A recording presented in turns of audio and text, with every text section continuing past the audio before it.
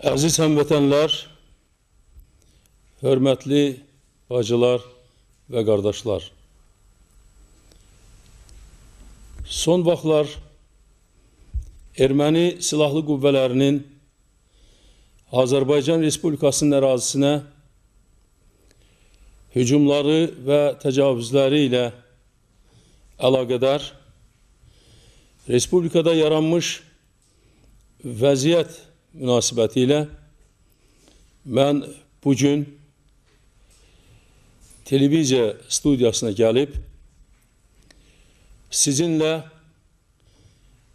bəzi fikirlərim və mülahizələrim haqqında söhbət aparmaq istəyirəm, öz fikirlərimi bildirmək istəyirəm.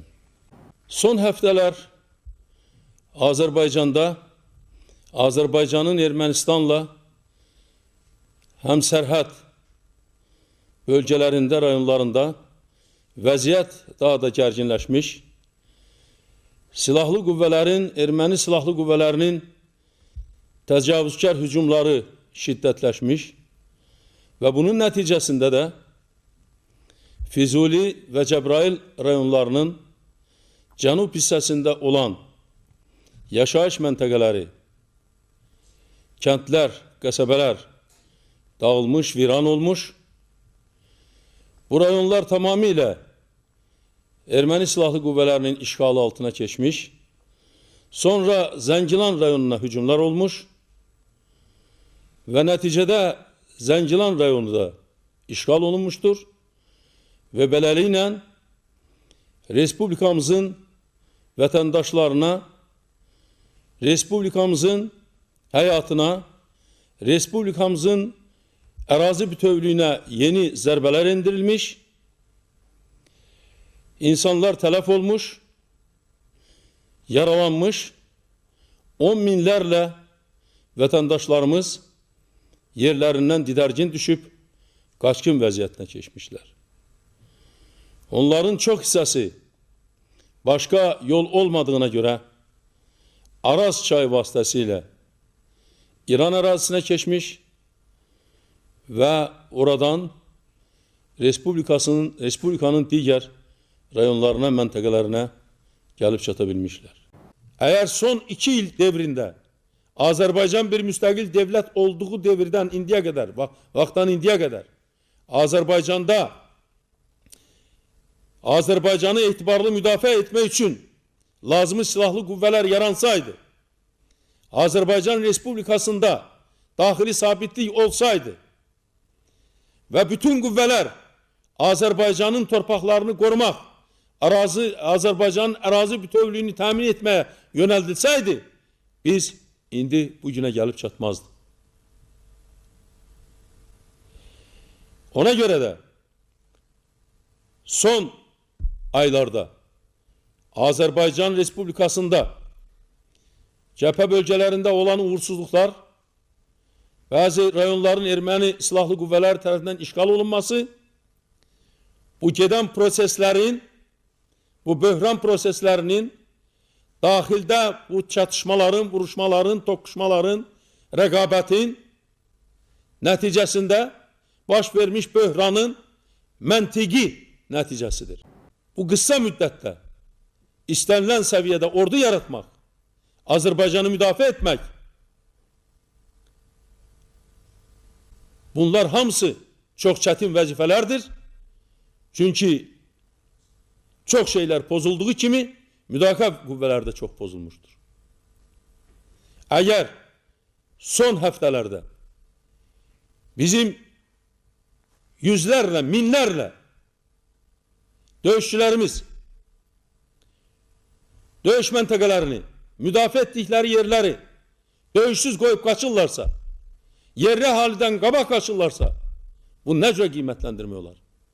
Demək, bu orduda nizam-intizam olmayıbdır. Bu orduda tələbkarlıq olmayıbdır. Bu orduda qanun qayda olmayıbdır. Və bunlar bizim bu torpaqları müdafiə etmək qüdrətində olmayıblar. Amma eyni zamanda bizdə olan məlumatlara görə bu ordu hissələrinin bəzilərinin döyüşsüz, müqavimətsiz geri çekilmesi, bazen ise yerli ahalini vahmiye salıp, korkutup, vaktinden qabaq yerlerinden çıkartıp kaçılması, ayrı cinayetkar grupların, ayrı siyasi grupların yine de şəxsi mənafeyle məqsədlərinə nail olmaq üçün apardıkları təxribat tədbirlərinin nəticəsidir. Bunun için bizim elimizde çok əsaslı dəlillər var. 2 ildən artıqdır ki, Azərbaycan Respublikası müstəqil bir devlettir. Müstəqil devlet kimi bu 2 il müddətində Azərbaycan Respublikası öz müdafiə qüvvələrini yaratmalıydı. Öz ordusunu yaratmalıydı. Bunun için Azərbaycan Respublikasının bütün imkanları vardı.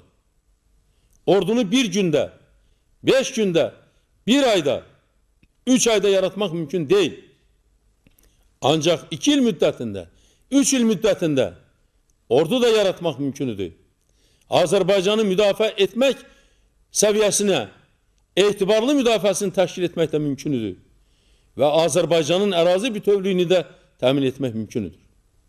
Ancak bu fürsətlər əldən verilib ve get-gedə Azərbaycanın müdafiə imkanları möhkəmlənmə əvəzinə zayıflayıbdır.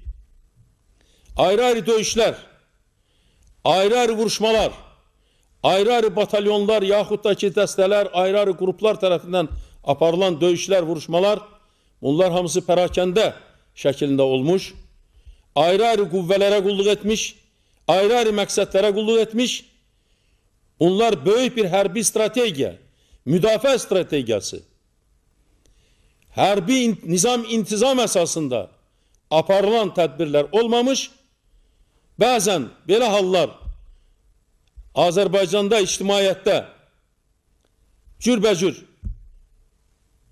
əsassız olan təbliğatların yayılmasına gətirib çıxartmışdır və əslində isə ilbəil, ay dediyim kimi günbəgün Azərbaycanın müdafiə qüvvələri zəifləmişdir.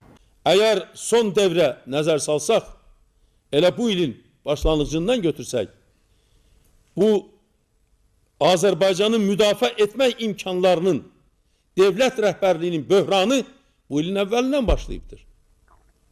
Xatırlayın, bu ilin fevral ayında Azərbaycanda böyük bir dərin böhran əmələ gəldi. Azərbaycan Respublikasının rəhbərliyində toqquşmalar, ayrı grupların birbirine karşı durması, Xalq Cəbhəsinin verdiği bəyanatlar ve başka cürbəcür rəqabətlər, cürbəcür grupların birbiriyle mübarizəsi Azərbaycan Respublikasının müdafiə qüvvələrini çox zəiflətdi. Müdafiə qüvvələri hamısı toplaşıb Respublikanı müdafiə etmə əvəzinə birbirindən toqquşmaya başladılar. Və nəticədə Mart ayının axırında Kəlbəcər rayonu əldən getdi.